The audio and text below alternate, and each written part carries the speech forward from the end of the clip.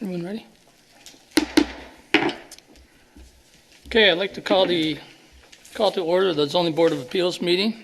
By way of introduction, I'll briefly explain the purpose of the Board of Appeals to the audience.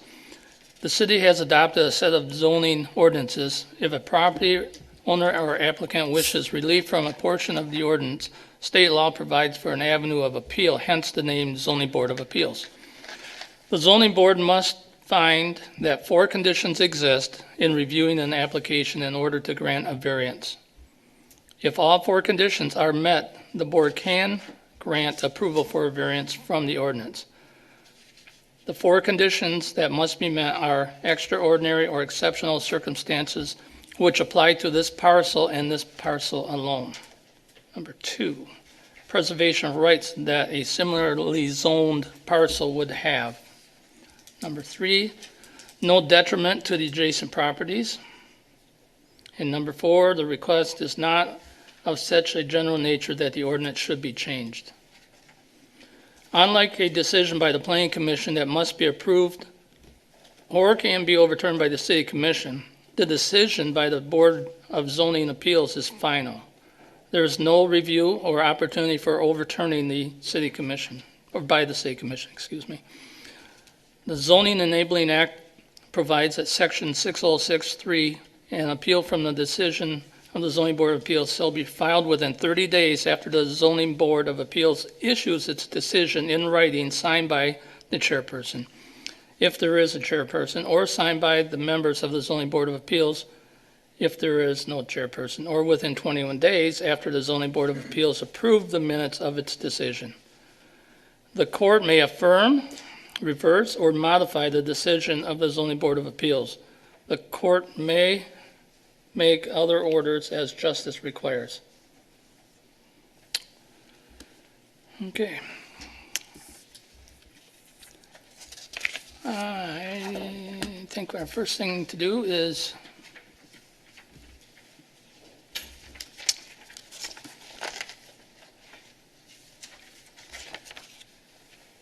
review our minutes from the last meeting. So our minutes of, what date was that?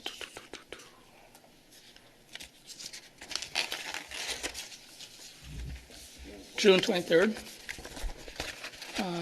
Do I have a motion to approve the minutes? I'll make a motion to approve the minutes of the June 23rd. I'll support. Okay. I've got a motion and support. All in favor of approving the minutes as written, say aye. Aye. All opposed? Okay. Minutes are approved.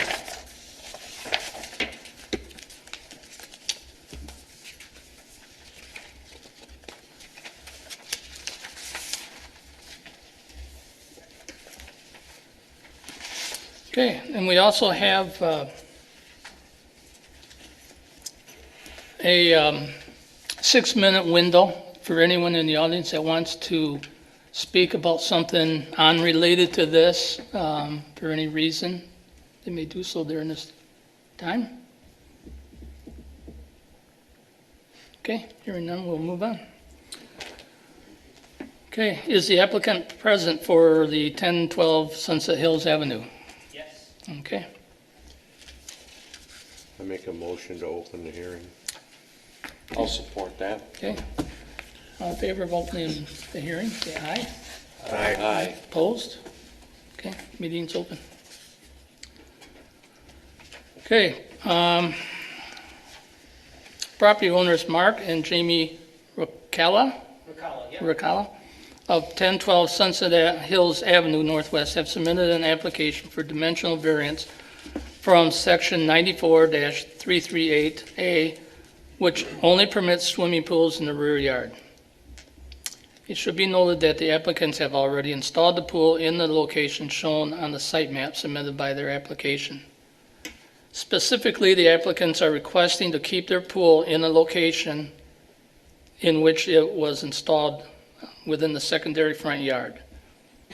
The property is zoned SA, suburban residential, single family, which requires a 35-foot front yard setback between the pool and the south property line. 1012 Sunset Hills Avenue is a corner lot which has a primary front yard and a secondary front yard on the street side along 10th Avenue. Mr. and Mrs. Ricala have provided the following findings in their request. That there is exceptional and extraordinary circumstances or conditions applying to the property in question as to the intended use of the property that do not apply generally to other properties in the same zoning district. The applicant's response, the area in which the pool may be constructed on our property is greatly reduced compared to other properties in our zoning district. Being that our property sits on the corner lot, zoning ordinance 94-338 indicates the buildable space for our pool does not extend to our property line towards 10th Avenue to the south, calling this space our front yard. This space would be considered part of the rear yard and therefore buildable space, if not on a corner. Also, there are draining easements along the north and east perimeters of our yard which further restrict the buildable space. These circumstances are extraordinary and do not apply generally to other properties in our zoning district, as the majority of the properties are not located on the corners and next to multiple drainage easements simultaneously.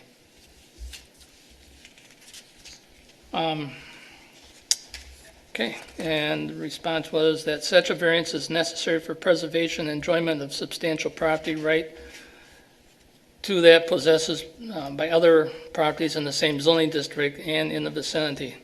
The possibility of increased financial return shall not itself be deemed sufficient to warrant a variance.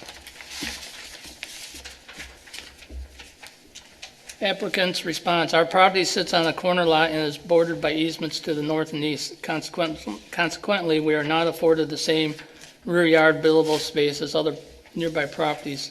The area in which we may construct our pool according to the current zoning ordinance would not allow us to preserve our yard in a way that would be enjoyable. C, that authorizing such variance will not be of substantial detriment to the adjacent property, will not materially impair the intent and purposes of this chapter or public interest. Applicant's response, the pool location is on the south side, furthest from the neighboring residence to the north.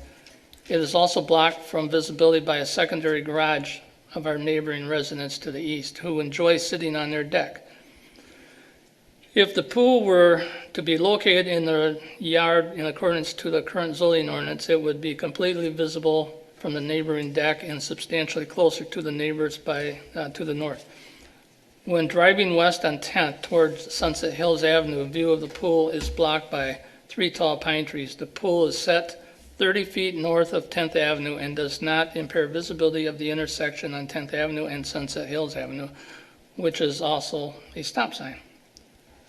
D, that the condition or situation of this piece of property or intended use of such property which the variance is sought is not of so general or recurrent a nature as to make a reasonably practical and formulation of a general regulation for such condition or situation.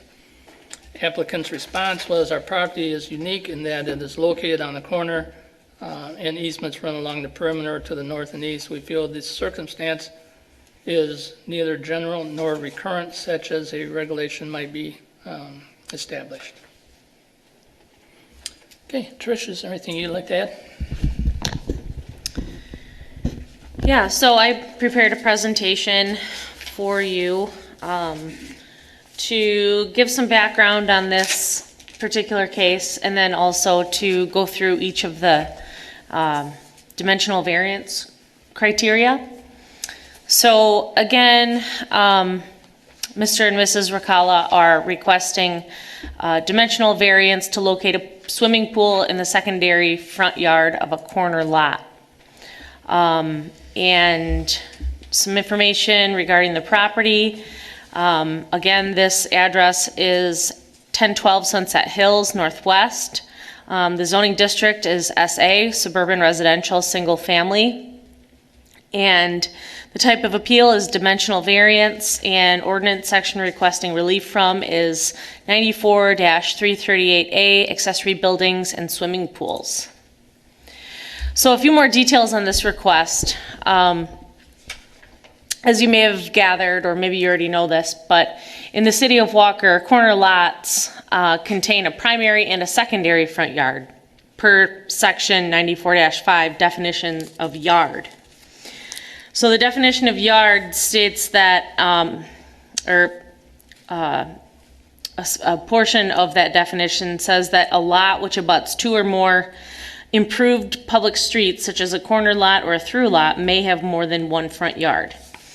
And so it says may because there are some circumstances, such as in plats or site condos, where a secondary front yard might not be needed for whatever reason, and so the building envelope is placed closer to that secondary road that the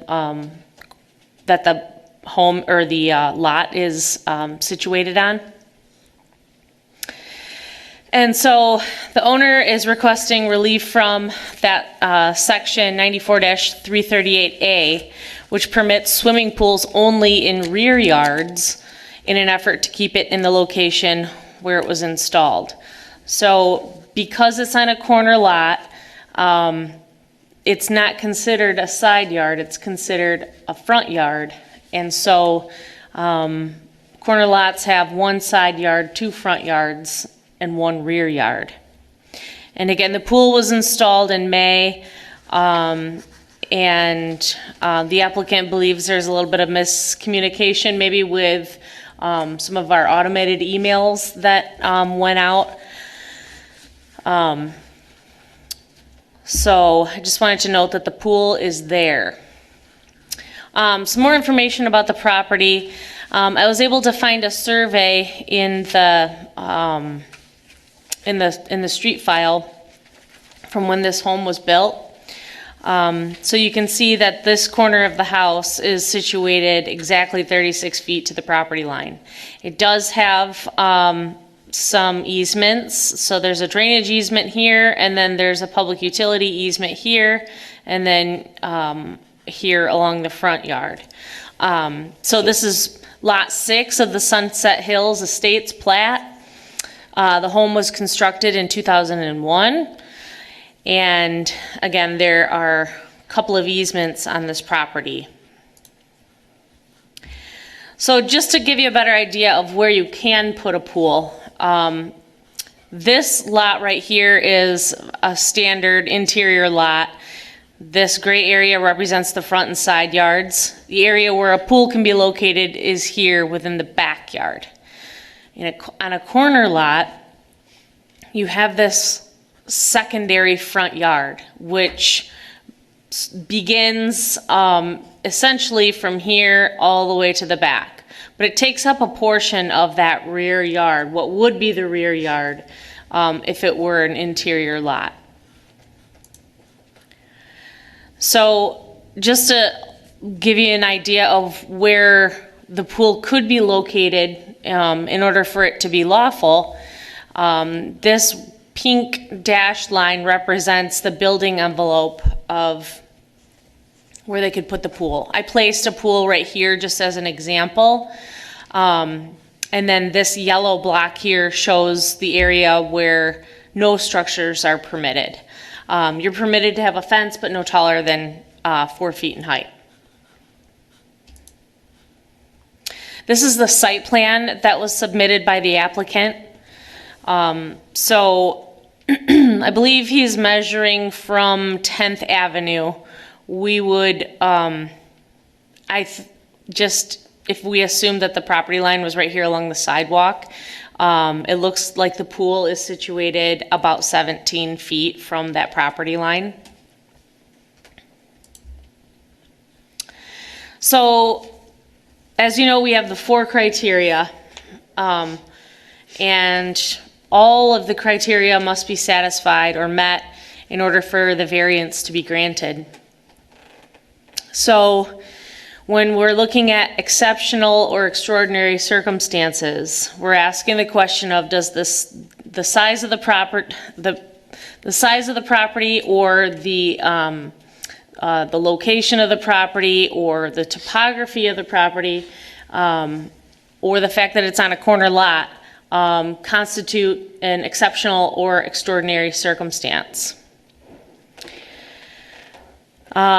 Preservation of property rights. Are there other pools in the area that are able to either be on a, are there other lots in the general vicinity in the same zoning district that have pools that also have drainage easements? And then are there lots out there with pools on corner lots that are also somewhat encumbered by drainage easements? And then you're looking at whether or not the request would pose a detriment to neighboring property owners and the general public. And then whether or not it's a general problem. So does this request get submitted often enough for us to say, hey, maybe we should just amend the text of the zoning ordinance so that we can avoid having future meetings like this? So going through each one of these, when we're talking about exceptional, extraordinary circumstances, the applicant indicates that the area where the pool can be located is greatly reduced because of the fact that they're on a corner lot. And also the fact that there are drainage easements and public utility easements present on the lot.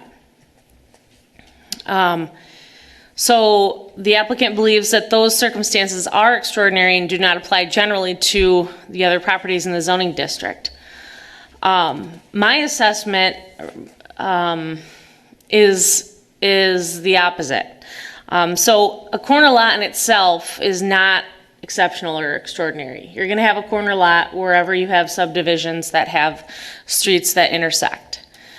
And so if there are variables present on the lot, if it's on a corner lot, such as maybe there's a drain field or there's a really steep hill in the entire portion of the backyard where a pool could be located lawfully.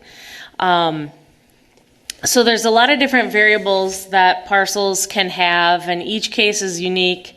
But this lot, I don't believe has any exceptional or extraordinary circumstances. In fact,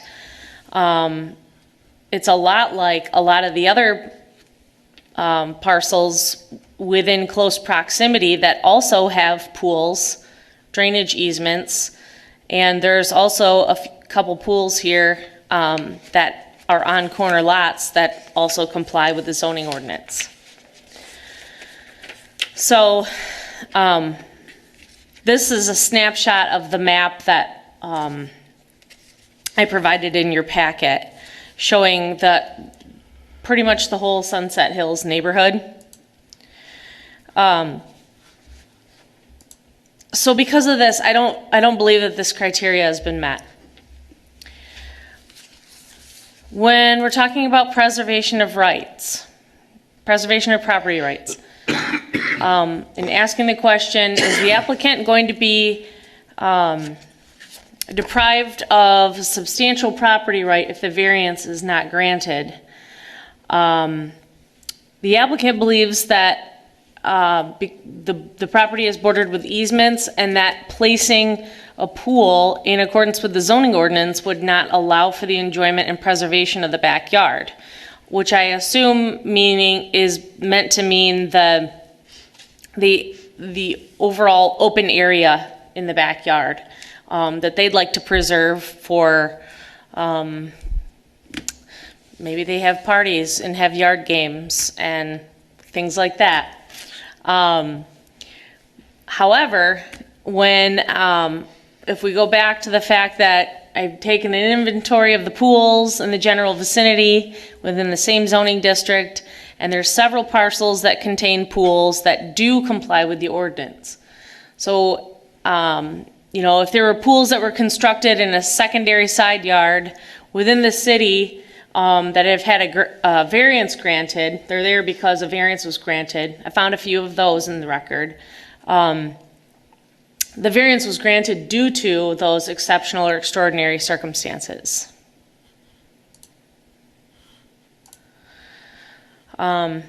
So based on that evidence, I do not believe that that criteria has been met. When we take a look at the location of the pool and we ask whether or not it's posing a detriment, usually we're looking at health, safety, and welfare. The applicant's response is that the pool is screened from view in the current location, and that complying with the ordinance would place the pool in a location that's visible to neighbors and closer to neighbors. I think probably implying that the neighbors don't want to see the pool and that the location that it's in now is better to provide privacy for both them and the neighbors. But when you look at this from the standpoint of health, safety, and welfare, you got to look at the intent of why we have a secondary front yard. Why does the ordinance require 2 front yards on a corner lot? While the ordinance isn't specific in describing why or explaining why the requirement is there, the intent could be to keep structures at a safe distance from the road and traffic. I know that one of the main intents of the secondary front yard, or keeping structures out of that 35 feet, if it's in A or SA zoning districts, is to keep the clear vision corner. So one could probably argue that the pool is located in an area that's not impairing the vision of drivers who are turning left at that stop sign, or who are attempting to safely round that corner. So we're asking the question of, if we allow a pool in the secondary front yard, are we also materially impairing the intent of the ordinance? And so for this one, I think I would feel more comfortable with the zoning board making that determination, mainly because it's not clear in the ordinance what the specific intent is. Intent a lot of times is implied, sometimes it's spelled out in the purpose of some ordinance sections. But when it comes to secondary front yards, it's not 100% clear. Trish, just to clarify, we've had this discussion over secondary front yards before, and maybe this lot is a prime example because their house faces to the west. The neighbors behind them faces south. If you don't have the secondary front yard with the 35-foot setback, you can build within 10 feet of the property line, which means their house could have sat in front of the neighbor who had to set his back 35 feet. So that obstructs their view. And I even noticed that according to the thing here, the neighbor's garage is set back to 35 feet. So if their house, being on the other street, had a normal side yard with a 10-foot setback, they could be 25 feet in front of the neighbor's house. Okay, so that's why we have a secondary front yard on those corner lots, because the two houses don't necessarily, one face this way and one faces this way. Theirs faces this way, the other one faces this way, and he's required to set back 35 feet. So this is why I added that the ZBA can discuss whether or not this criterion's been met. So I'll finish up here and then you guys can have your deliberations. Whoop. So whether or not it's a detriment, I will let you guys decide that one.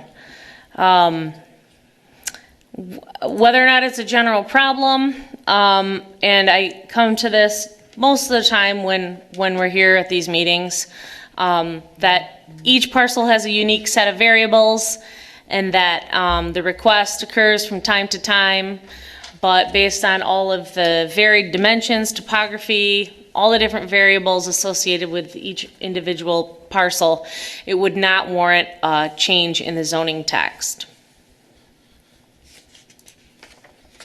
And so here's my summary of findings. I don't know if you want me to read through these or not. We can always come back to them. But these are all in the staff report, so we can come back to these if needed. So my recommendation, Section 94-59, granting of variances, requires that all criteria must be met in order for a variance to be granted. And it's recommended that the Zoning Board of Appeals take all the information presented into account when making their decision. Based on my assessment of each of the criteria, there's two of them that I don't believe are met. Because of this, I'm recommending that the variance be denied. But obviously, that's the zoning board will have deliberations and come up with a decision based on findings. Okay, thank you. Is there anyone else that would like to speak to this? Go ahead and step up to the, and your name and address for the record. My name is Michael Prager. Sorry, can you push the button on the microphone? My name is Michael Pringer. I live at 1035 Sunset Hills, which is actually right kind of behind them. When Roger was just talking about the house that sits behind them faces south, has anybody been out there to look? Because that house does not face south. Mark and Jamie's house faces west, and the house behind them faces east. The garage faces south. That's a secondary garage. But that one there actually wasn't supposed to be put there in the first place either. That was a mess up.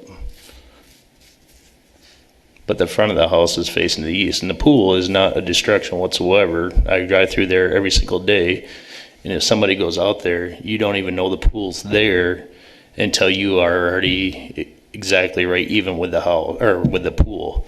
The pine trees and that, you do not see it. It does not obstruct any view whatsoever at that intersection whatsoever, which is a regular stop sign, so you have to come to a stop anyway. And the distraction at that corner would be the trees that you guys have placed there that you can't even see the stop sign. You don't even know there's a stop sign there until you're already up on top of it. But the pool itself is not even in the view of anything whatsoever. So I think the way it is fine. I mean, it's offset a little bit from the house, but it is still technically kind of behind the house. I understand you guys got your side lot that you consider a front yard, but it is behind the house out of the view of everybody. So it's kind of just the way I look at it. I think it's fine where it is, and I know the neighbors are all supportive of it and have no problem with it the way it is. So. Okay, thank you. Is there anything the applicant would like to add? Yeah, you want us to? Yep, please. I'll start. I think we want to just give you guys, I know you kind of mentioned it, Tricia, but just a little background on how we came to have the pool in the location prior to not understanding or knowing about the corner lot requirements. So we bought our pool in 2020. Because of COVID, we couldn't have it built, constructed in our yard, so it was in our garage. The pool company gives us basically 10 to 14 day heads up of when they want us to actually, have the pool ready, get sand and all that kind of stuff. So that was about the same day I applied for that, for the permit. And I know the next day I got an email back, a general email, your application's been submitted, so I thought, great, it's in there, they're gonna look at it. And then a little later in that day, I got a second email that said your permit application had been accepted. And this one was different in that it included a permit number. And I feel like I'm pretty reasonable. If I see a permit number, I feel that's going to be attached to a permit in some way. I'm pretty new with permitting and stuff, so I figured, the builders would come and build, the inspector would show up and do his inspection of the pool. And I know with that initial application, we had submitted that pool diagram. So I figured they knew, zoning-wise, where that was going to go. And then when I was referring to the zoning ordinance, I read the verbiage, and kind of being a new homeowner on a corner lot, I didn't really realize that the space behind your house, was just as you said, Tricia, was, a chunk of it was cut off, and just is considered your secondary front yard. So that was kind of where we were at. And then I think it was 11 days later after that email with the permit number, that I received an email saying, we looked at your application and your pool can't go where it's at. That's after I figured It was there. it was there, right? Our pool was there. And so kind of began this whole process. So that's kind of where we're at. I don't know if you have anything else you wanted to add. I don't think off the bat. I think Along just the with background on the auto email telling us we had an accepted permit with the number caused us to believe that we were building in good faith, that we had gotten our ducks in a row, we had followed the ordinances that we had seen, and therefore that's how the pool ended up there. That we tried to do our due diligence and thought we had followed everything. So I guess, in my opinion, just adding kind of to the extraordinary circumstances, just the fact that because of all that, the pool is there. So obviously there's a larger cost and disruption to having to eventually move the pool too. Yeah, definitely. And quite honestly, if I would have known we couldn't build the pool there before it was built, we would probably We would have considered other options. Yeah, or if we desired a pool. try to consider other options. I know that, it's hard to really visualize in the picture, but, moving that pool, really does, it splits up our yard. If it weren't to be in that kind of location, and it's just not, I don't know. We're trying to build some soccer stars. Yeah, right. Anything else? I don't think so, unless you guys have questions for us. Okay. If you want to stay there, I'm going to open this up to the board. They may have some questions for you as long as you're up there. So I guess my first question, Trish, is how were we notified? What triggered this? Say that again? What triggered, how did we get notified that the pool was in the wrong spot? So, like Mark was explaining, when I did my zoning review, I realized that the location where they were wanting to place the pool was not permitted per the ordinance. And so I sent him an email with my zoning review letter indicating that when you're on a corner lot, you have 2 front yards essentially. And there's a section in my packet, that actual letter I put in your packet. And so once he realized that I'm providing zoning comments, I think he was kind of like, oh, well, like I thought that the permit was issued because we had a permit number. And so, I added some final thoughts to my report indicating that, we haven't had any issues like this in the past with people assuming that that the permit has been issued. because they receive an acceptance email. So when you apply online, that's when these automated emails come out. One goes out that says, we received it. And then once Sherry or Laura takes that information from the permit or from the application, they convert it into a active permit in our system. Then they get an email that says that it's been accepted. And so at that time, Chuck, the building inspector, and I receive notifications that we have an application to review. So that's kind of how that process works. And it only does it like that with online submission of applications for building permits. But again, we're looking at the criteria here and not necessarily our system.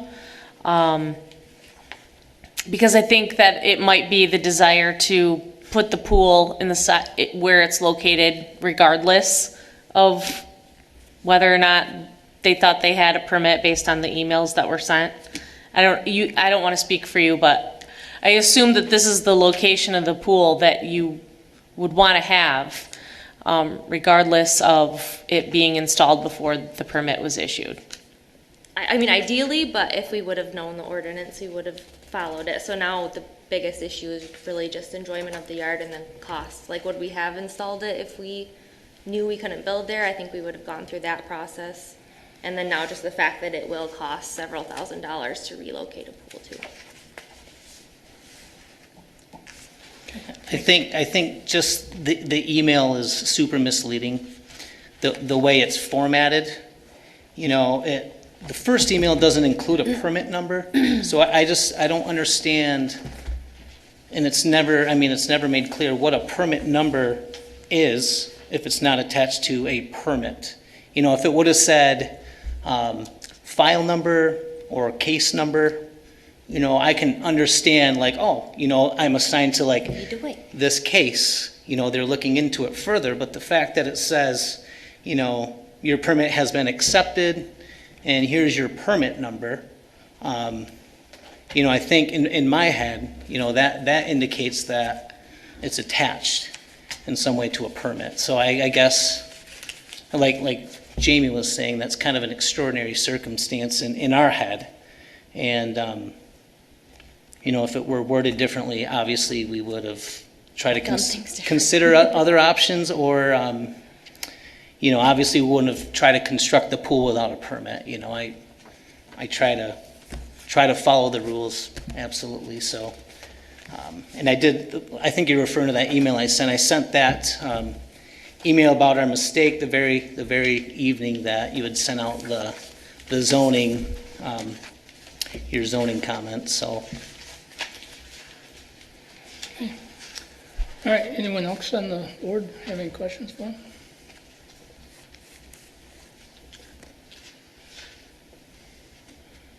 Do we need to close the public hearing? If you're ready to. You done asking questions? Do we need to close the public hearing so we can discuss it? You have no more questions for them? Well, we can have questions while we're discussing it too. But outside of them. Okay. You can ask if anyone has any other comments before you close the public hearing. Anyone got anything else they want to ask? I'm talking about Yeah. the folks Well, that are that's here. why I'm- There, Okay, I was thinking that the board itself should take in consideration the fact that he thought it was a permit, it had a case number, or a permit number, but it wasn't somebody else that complained. He realized, he's the one that came to you guys saying, you know, hey, I got this, I thought this was my permit, I got the pool put in, I just realized that it's not my permit. To come forth instead of you guys finding out a different way means a lot. That obviously he cares and goes through the right procedure. I mean, he's the one that came to you guys saying, hey, I screwed up, you know, or misread this, or, you know, this is misleading. You know, for him to come forward, I think you guys should think that as well. And I give him credit for that. okay. Okay, Roger, you want to make your motion? Make a motion to close the public hearing. I'll second the motion. All in favor of closing the public hearing? Say aye. Aye. Aye. Opposed? Okay, hearing's closed. Okay.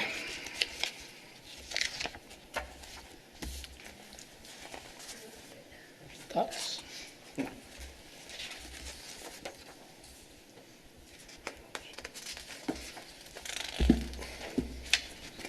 You know, this is very unfortunate. It just tears me apart really thinking about this because of all the circumstances around. And yet I'm really, I understand where they're at and what they're coming from.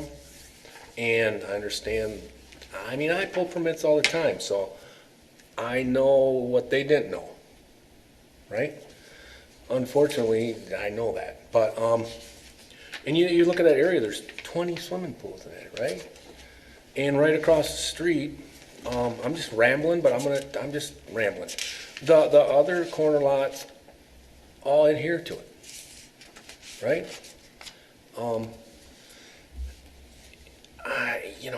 But we can't really just let it happen. We can't, I don't mean we can't, but I'm struggling with it. I'd really like to just say, yeah, let's just go with it. But when we're looking at taking care of the city, it really needs to go in that rear yard. And I'm so sorry to say that because it's killing me. But,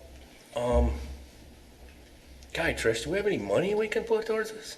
I never had that question here in all the years I've been here, but I mean, can we help them somehow? I don't know. It's a crazy question, but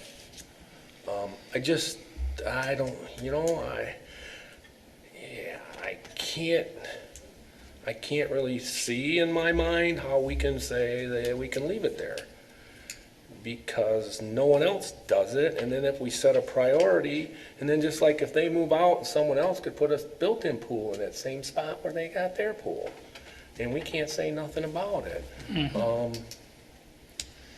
And yet it's just so sad that it happened. I don't know, Raj. I mean, that's where I'm at. I just feel awful about the whole thing. But Well, it's like you say, the people directly across 10th Street have the side yard that would have been if they had done the same thing. But even though the house behind them is on Sunset Hills Court, but the two across the street show my illustration that one is facing east and one is facing north. And if you don't do the secondary front yard of 35-foot setback, and this pools also falls under accessory buildings. What if that wasn't a pool they put in? What if it was a 15 by 26-foot garage right.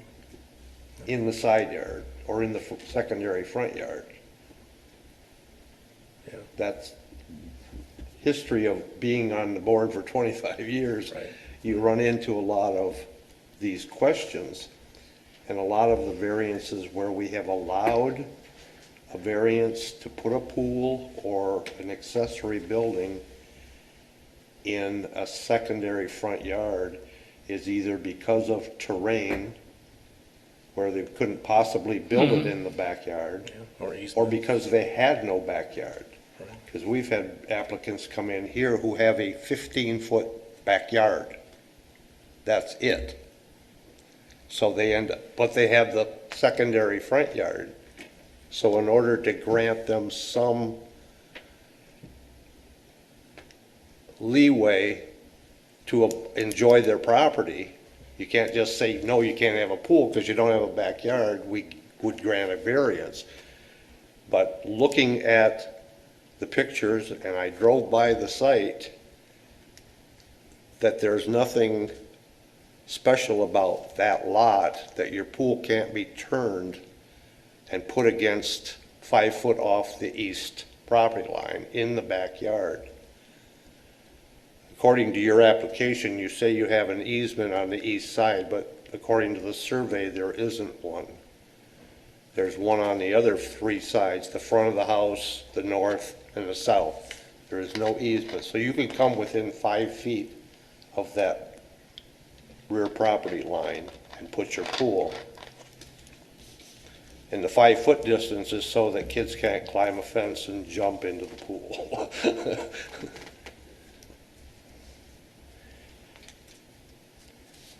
So I mean, it's like with Randy, you know, your heart goes out to people when it's expensive, but part of our ordinance specifically states that cost is not a determining factor. It has to be based on the ordinance. The property, each property we judge individually based on certain criteria. And if you can show a reasonable reason why you can't possibly put that in the backyard, we would be more lenient to look toward granting you some relief from the ordinance. But I've been out there and I don't see, even with the confusion, that that pool couldn't go in the backyard. That's my opinion.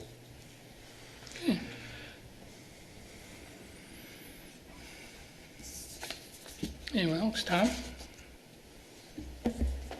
I certainly feel bad for the applicants. That's unfortunate that all that occurred in that way. It's a separate issue, though, that the circumstances led up to it from really what's in our purview here. I'm with Randy. If there was some way to provide some relief, maybe in a timeline to move it or something like that, that would be, you know, a recommendation. But when I look at this, you know, I do have to separate in my mind the circumstances that led up to it, as unfortunate as they were, to really just the pure zoning issue that's in our purview here.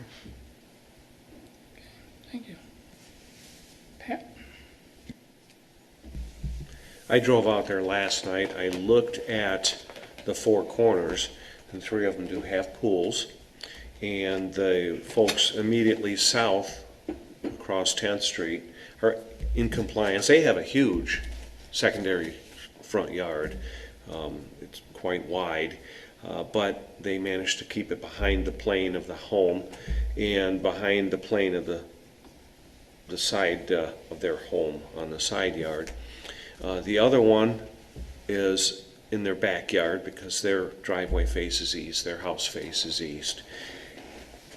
And looking at it, it's beautiful. It's a beautiful pool, beautiful yard, and I think it's very nice, but unfortunately, the pool is in the wrong spot. Looking at the aerial, there is room to put the pool in the backyard. Yeah, that would change your backyard, the nature of your backyard, but it would also open up a little bit of the side yard as well. To Tom's point, this is, to compartmentalize this, we're dealing with the zoning, with the ordinance, and it's not in compliance with the ordinance. Siding with Trish, I think the first 2 criteria are not met at all. It's not really extraordinary circumstances or anything like that. That's my 2 cents. Okay, thank you. Lena? Yeah, I don't think I need to repeat anything else, but I agree with everything that has been stated by the previous people. All right, thank you. Mr. Chairman, Yes. question for Trish. And this isn't with zoning, it's with the emails and the application. When was the payment made for the permit? Did we, at application, did they pay the permit, or when, a lot of times I'll bring my check in later, and I'm just trying to get it clear in my head how that works with pool permits, because I don't do pool permits. So, I don't usually deal with the payment end of things, but, I don't believe that the permit had been paid for. Is that right? Right, yeah. Like up to this point, it has not been paid for. So, when you apply online, usually you get those automated emails, and then Sherry or Laura will send out, an email from them or from the CDD inbox, saying that your permit is ready to be issued, Right. and here's a link for the invoice to go and pay the invoice. Right. And then And at they that email time, you Right, okay, thank you, because that's what I'm thinking, just for clarification. My mind is my permit's not active until I've paid my fee and I actually either come in and pick up a cardboard permit or I get one emailed to me. So that's just for clarification and for the board's clarification. I wanted to make sure I was thinking clearly, so, okay. So a building permit, electrical permit, or a plumbing permit were never issued? no. I don't think electrical and mechanical were issued either. Okay. What is the permit number on my email then, if it's not a permit? If it's not assigned to could I have paid for that permit, just to have you 11 days later look at it and decide it can't go where it's going? How does that? So I think I think if you wanted to, through BSNA, you could go in and pay for it. But Sherry and Laura don't send out an amount until the permit's ready to be issued. But I think there's kind of a flaw, I think, in our system where you could go into, what is it, GovPay? I think so.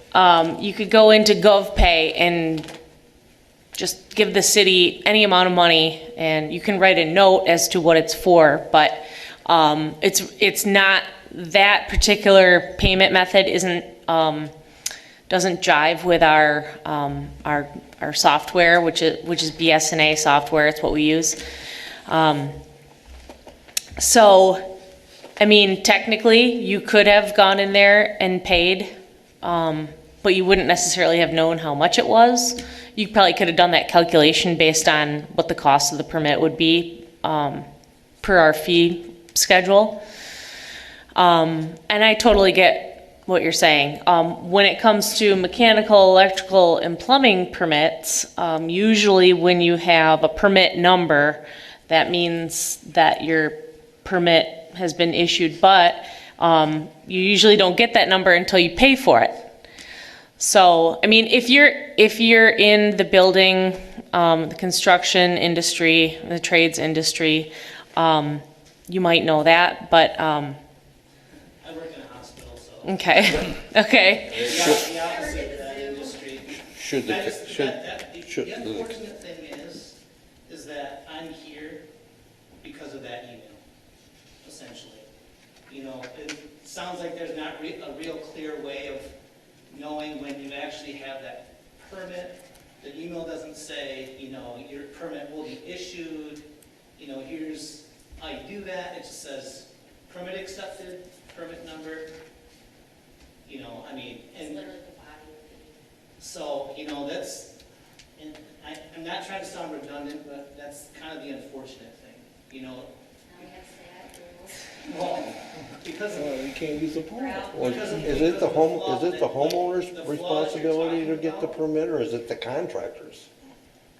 Should the contractor have known he needed a permit? So Both. the contractors, I feel like over the past couple years, have been pushing off the permitting responsibilities onto the homeowner, which brings all kinds of issues, especially when it comes to safety, because homeowners don't always know, what's required for the permit application.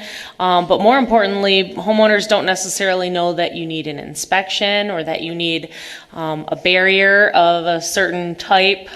Sometimes you need alarms on your doors, mechanical Right. permits, electrical permits. Homeowners don't typically That's the know all pool that. people's responsibility, in my opinion, that's the pool installer's like you said, we gotta have gate latches and all that, they need to know this. For that pool company to put this thing in a front yard is kinda goofy too, now that you mention it that way. There's all kinds of regulations. It's not like Watson's hasn't put pools in Walker before. Is this Watson's or not? Okay. Yeah. But anyway, that's all. But Did you have something to add? We're a neighbor, we have a pool, we've gone through this process. maybe in the future, when people are applying for a permit, to put in a pool or some other structure in their lot, that before they're issued a permit number, that's something attached with it saying, like a checklist of this needs to be checked this before you gain your actual permit to go and get your pool installed, so that there is no error for communication. Because clearly there's been an error in communication that has led to this result. This is So, not a permit. from my perspective, we haven't had any issues with the online submission of applications and getting the email saying your permit has been accepted and perceiving that as it has been issued. We haven't had any issues with that. The reason why you get a permit number is because when we get your information, we kind of plunk it into our system. It gives it a number so that we can track that particular project or that particular permit. So while it's still in the review stages, it's got a permit number because we have to have something to reference and we have to have some place to put all the information. And that's right where we put our reviews. Maybe if the automated just said under review instead of accept, I feel like accepted is the really, between that and the permit number, like whenever you talk, like for people that don't know, when you're talking about permits, the word accepted usually means granted, so I think those two combos is a pretty misleading. Well, we're definitely taking this situation and applying some changes to the wording in that email that goes out. So I don't want you to think that, and we don't either. We really don't. But, you know, it's my job to, you know, give you your options when something like this does happen. I've had situations in another community where I've worked where a home was built in the wrong location. And I had to ask him to move it. And he appealed, of course, and the zoning board affirmed my order. It cost him a lot of money, but I don't like being the bearer of that news. And, you know, I agree with everyone on the ZBA here. Like it's tough being in this position when, you know, you've got a nice family who just wants to have a pool. I get it. I live in a corner lot too, and I have 2 little ones. So. Hey, Trish, Yeah. to Randy's point, it looks like they're not going to get the variance, at least it appears that way at the moment. Could we perhaps, in assistance to them, maybe waive their application fees? Offer some kind of compensation in that regard? I don't know what those fees are, and maybe that's not even legal, but is that something we could consider? I mean, in the grand scheme of things, we could probably offer something like that. I don't know how much of a difference it's gonna make to them. I think the fees were probably like $200 or something like that. I don't even know. I'm just guessing. It's like a $50. It's based on the cost of the Yeah. project. Yeah. Mm-hmm. But have you ever run into anything where a homeowner would have recourse back against the contractor for something like this? I mean, you say the contractors keep pushing it off on the homeowners who are basically, you know, ignorant to this whole process. Mm-hmm. And I mean, did you sign any paperwork with the pool company saying that you would hold them harmless, or? Yeah, we'll double check.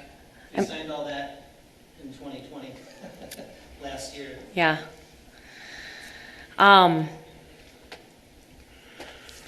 You know, when you apply for, and I don't want to speak for the building inspector, this is kind of his expertise, but when you apply for a homeowner's permit, you're sort of acting as the general contractor.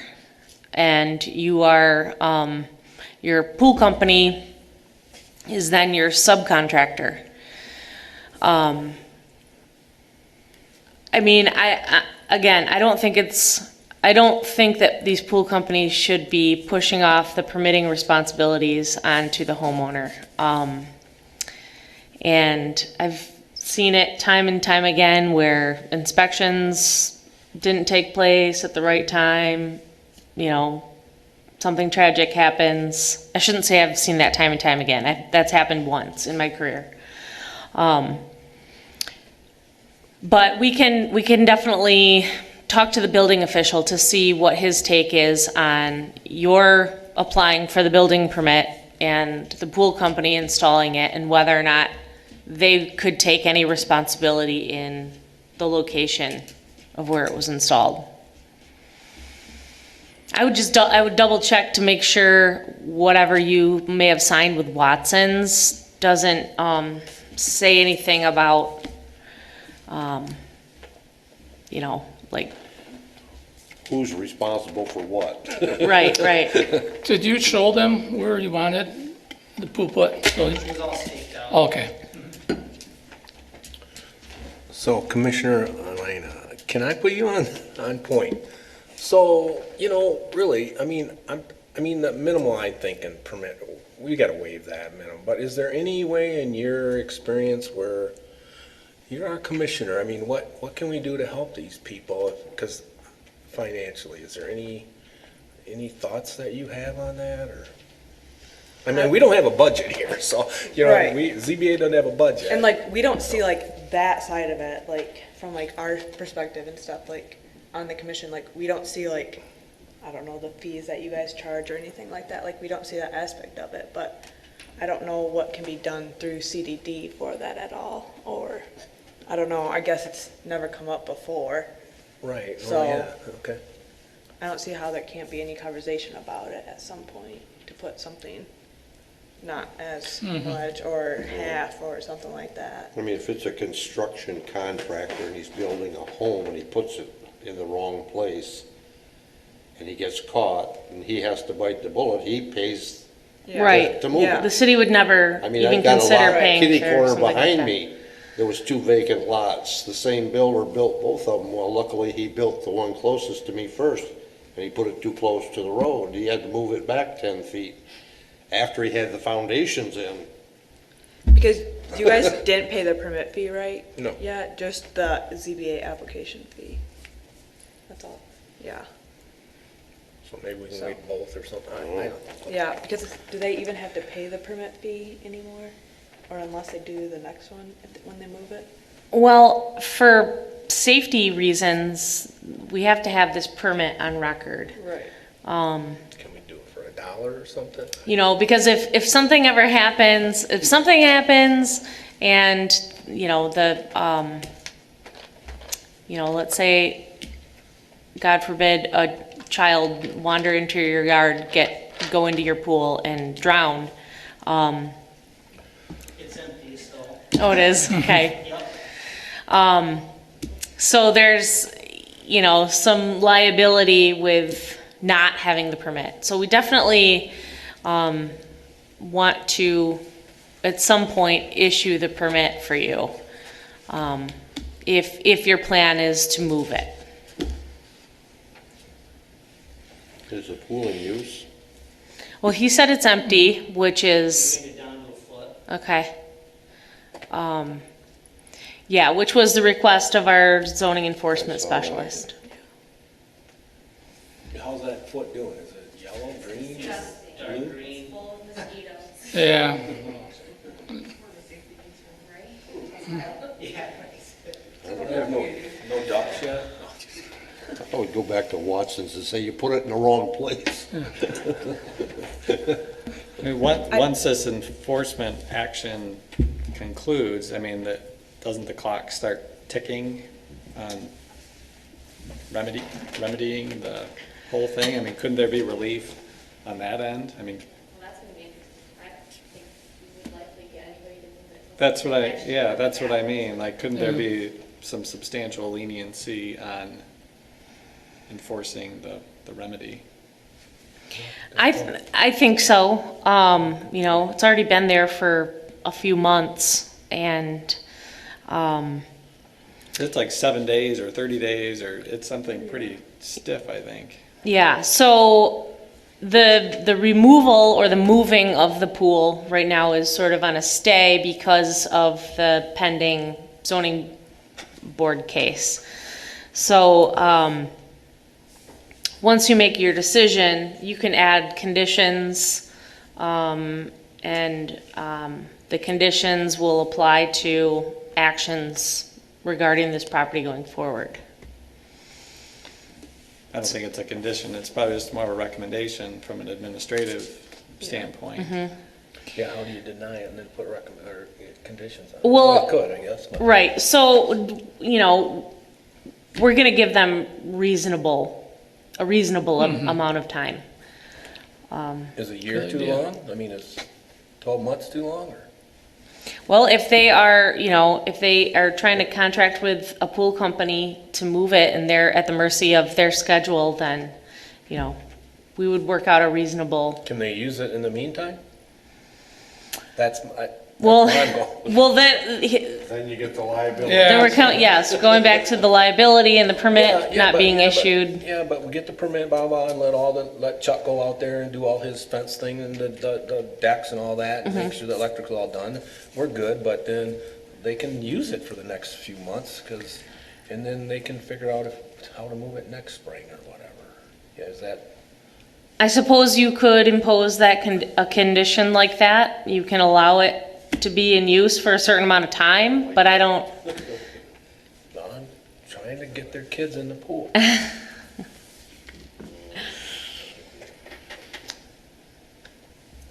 it's at your discretion Okay. if you wanted to impose something like that. I don't What you're know, thinking? I don't know how common that would be, but Think about the time in general. Yeah.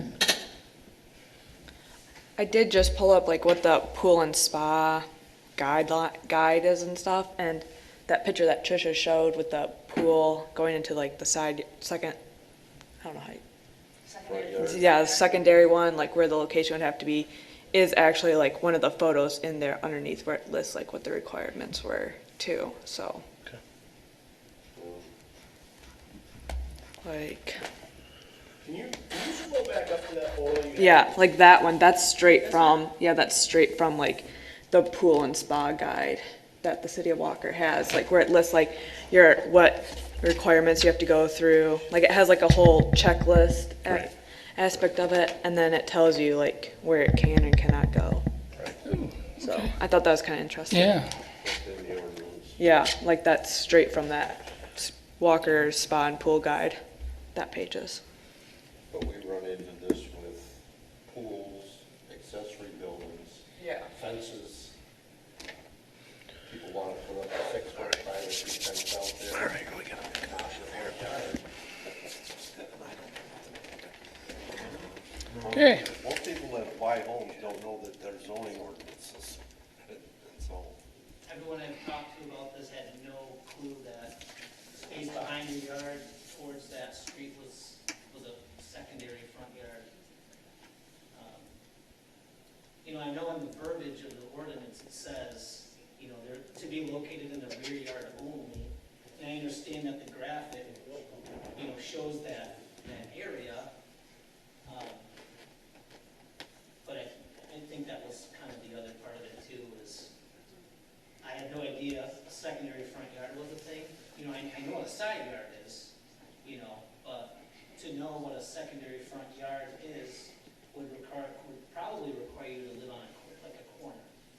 You know, to which, I mean, we had bought our pool maybe a couple months after we even moved in, and we're just getting familiar, so, I mean, we had no clue. there's no charge for the education. And this is definitely a lot to navigate. But, It's tricky. Yeah. All the things, you know, the different sources and stuff, it's really difficult, you know, to be honest. I mean, we're given like this huge ordinance, you know, and there's this small section, 94.338, about swimming pools, you know, but then you have to try and go through and figure out, you know, what does a setback mean? What's a front side yard setback? And it just, Did you ever look at that pool and spa guide where it lists out how to do that? When you go to submit your permit electronically,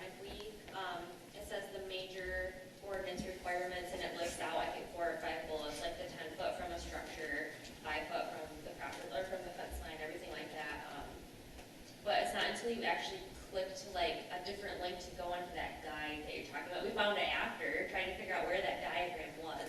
Could you turn your microphone on? Sorry. Oh, Yeah, so we went to that spa guide after trying to figure out where did that diagram come from? How did we miss it? But that initial, when you go to look at how you electronically submit your application for a permit, it just lists about 4 or 5 major ordinance bullets. And it, lists out distances from structures and things like that, the 10 feet, the 5 feet.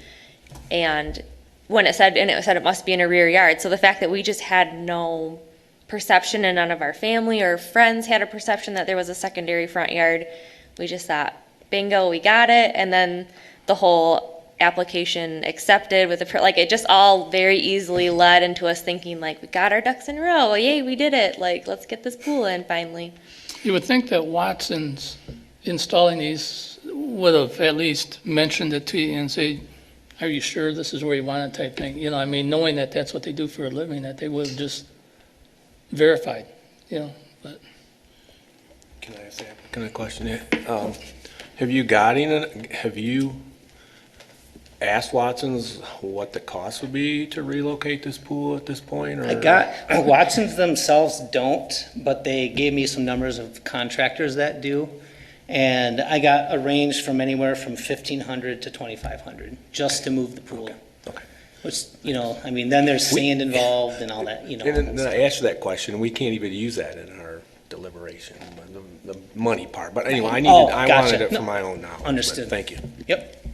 Ma'am, you had a comment you want to make? I did. So, the house on the corner, 1017 Sunset Hills Court, the original owners, who no longer live there, they've moved to Florida. But when they had their secondary garage built, which is parallel to where Mark and Jamie's pool is, on the secondary front yard of 1017 Sunset Hills Court, when Mike and Lupe Wood, the original owners, had that built, they were given permission, had the permit, started the construction on that, and then the city later comes back and says, whoa, whoa, whoa, nope, you can't build that there, this is a secondary front yard. And I do know that Mike Wood appealed it because the person who approved it was not really the person that's supposed to approve it because they were filling in for that person that was on vacation. So why would we make an exception for Mike and Lupe Wood that they didn't have to tear that down and not have that secondary garage there, but yet Mark and Jamie, who, a young couple with 2 kids, they're outside playing all the time with their kids, they're good people, they're good neighbors, and they can't have this pool? And if you look, right behind that garage is the easement drain. So that is right on. Right, well, that's a different, I don't know anything about that, we'd have to look into, that. I mean, we're addressing this one tonight, so, I understand that, but, if you're gonna, years ago, make an exception for something that was the city of Walker's. right. Well, and I can't speak for it because I don't know anything about it, so it was done. But if they made an error because. I think what she's trying to say that's still an easement on the back. And the other one where he said there wasn't an easement, that is a drainage easement right there. But it's not, on the other diagram where you're showing easements, from west to east, it didn't continue there, but that is a drainage easement. Correct. So that easement actually continues down, which is going to be part of that backyard.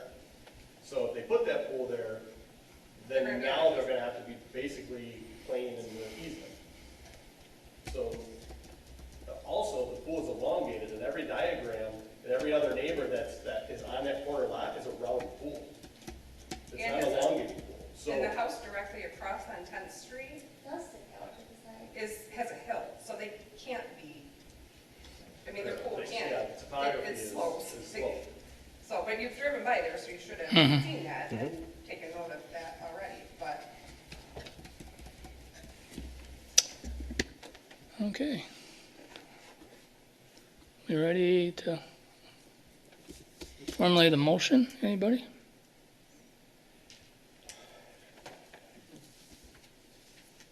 I make a motion to deny the application to keep the pool. Okay, motion by Roger, do I hear a second? Second. Second by Tom. Okay, all those in favor? Can we discuss it a minute? Okay, May we? I mean, yes. Mr. Chairman, We sorry. haven't voted yet. So, Raj, I would like to, this is kind of backwards from what we've ever done, but I'd kind of like to ask if we could put some conditions on that denial. First of all, I'd like the permit fee to go down to $1 as a condition for the permit. I don't think we can do anything with a ZBA fee. That would be one of my conditions, was a permit for the pool is $1.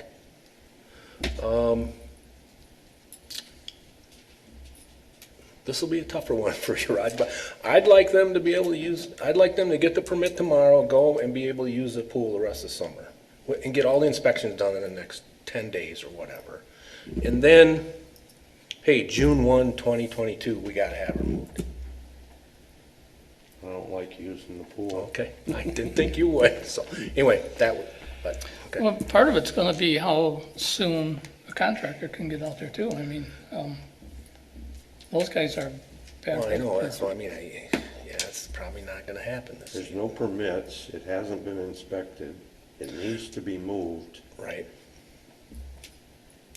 Would it be easier to waive the ZBA fee versus the permit fee in an aspect from like, You don't grant occupancy until Yeah, well, all you the could, inspections. It would actually are be done. easier to waive the building permit fee, because they've already paid the ZBA fee.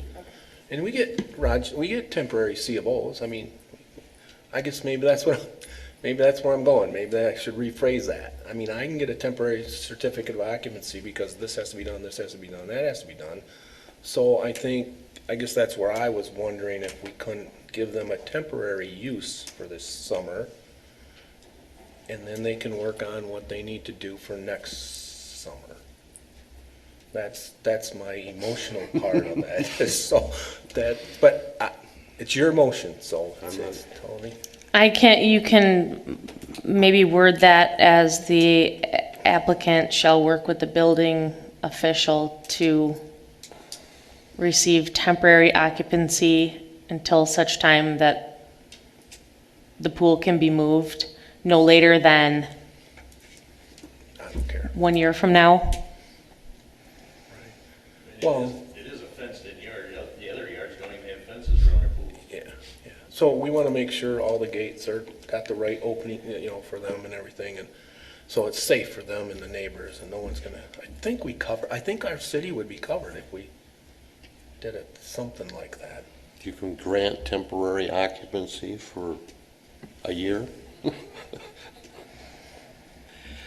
Subject to the building inspector. If he says no, or she, I haven't met the building inspector lately.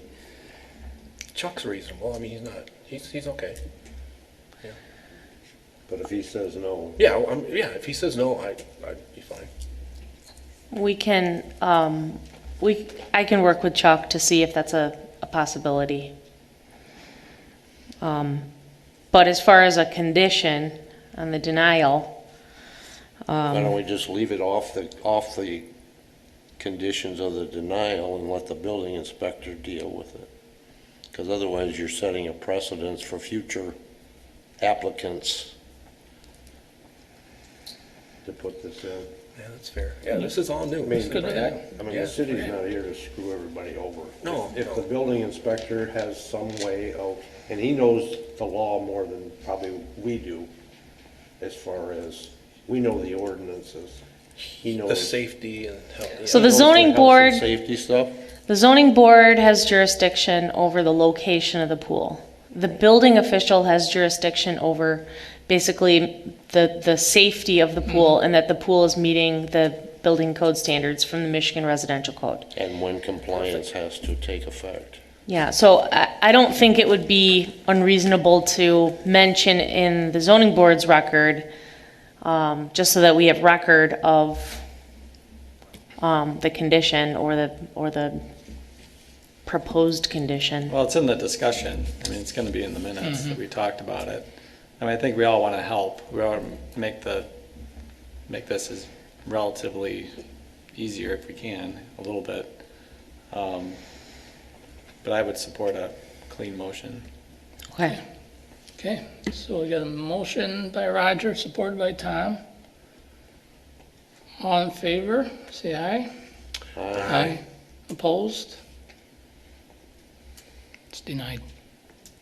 Sorry. Thank you. I'm sorry, we all feel bad, we got the guidelines we have to follow, but I do need a signature up here with Roger, if we could. So, Mr. Chairman, we're gonna work with is this okay, Raj? I mean, we're gonna work with, and Trish, we're gonna work with the building department to let them temporarily use this, and then they have to move it. I think we could probably come up with a reasonable agreement that would allow you to potentially use the pool. I'm gonna put on here, condition, work with the building inspector for remedies and time schedule. Okay. And we waive the dollar permit, or we waive the permit fee? That's her deal. That's your deal? Okay. Okay. I need your signature first. I will look to see if that is Okay, something we $4 can to do. make it legal, the chair. I thought that was Bob.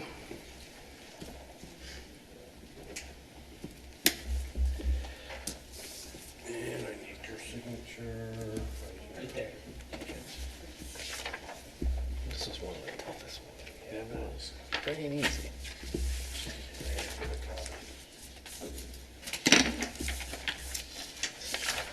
You know what this blue stuff is? I'm older than I was. That does my heart good. Most people don't know it. I read it in an old textbook. Yeah, there you go. It was in his history class. Must have been mine. We're sorry, thank you.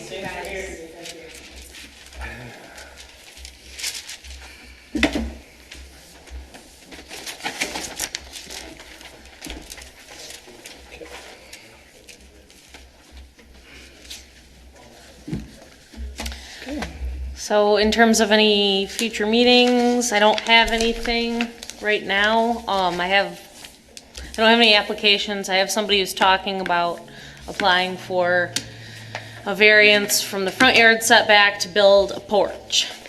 I am in favor of increasing the fees for the zoning board of appeals. We talked about this about a year ago, with, our department, and, I kind of feel like our low fees, kind of prevent people from saying, might not be worth it. Because I definitely try to counsel people on whether or not they have a chance, because I go through the criteria with them. And, I was telling Elena about this earlier. I was successful in getting an applicant to withdraw their application because he wanted to have a 3-family home in a single-family district, and he wasn't able to meet any of the criteria. I was on the phone with him for 35 minutes, but it was all worth it to not have a whole meeting. But I think some people just are like, yeah, it's only $150. I'll take a shot. If I don't get it, no big deal. It's not like I'm taking time away from anyone's family. I'm just kidding. They don't know that. But, Randy's always laughing. Well, I thought you were gonna increase our pay, and What? I thought you were gonna increase our pay. Well, that's a thing too, because no, I'm serious.